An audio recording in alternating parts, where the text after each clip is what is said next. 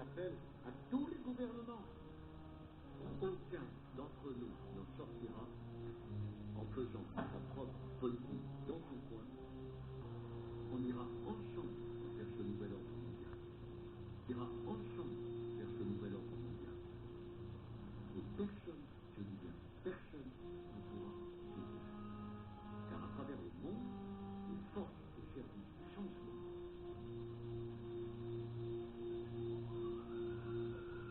de retrouver une justification éthique. Où s'est constitué le peuple français? Donc voilà, bonjour à tous. Donc j'arrête là. Là c'est une vidéo. C'est pas une chaîne chrétienne. C'est bon, je crois que je sais pas, enfin passons.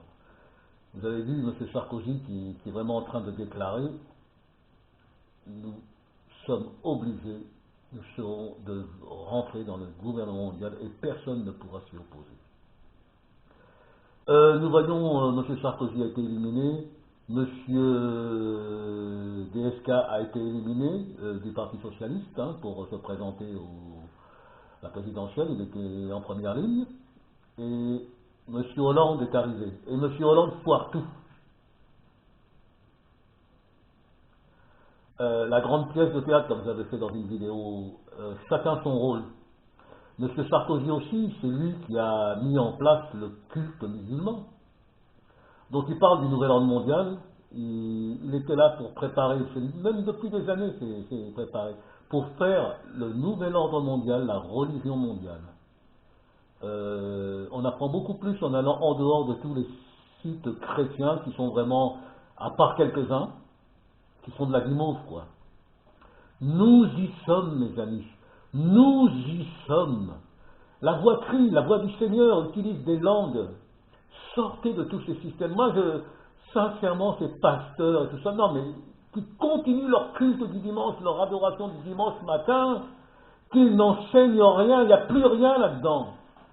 La voix crie, la voix qui crie dans le désert, mais il y en a plein maintenant qui crient le retour du Maître, le retour du Christ, du Seigneur. Le peuple juif lui-même attend un Messie. Le peuple juif, en voyant les signes, les choses qui se passent, dire le Messie va arriver. Ils ne reconnaissent pas Jésus-Christ de Nazareth, mais un jour, leurs yeux s'ouvriront pour la plupart. Et comment se fait-il que des tas de chrétiens, des tas de fédérations protestantes, des pasteurs qui font des pastorales, sont là en train de faire des farandoles dans leur église, des pastorales, alors qu'il est temps vraiment de sortir du système et de lutter, de prendre les armes spirituelles dont Paul nous parle, mes amis.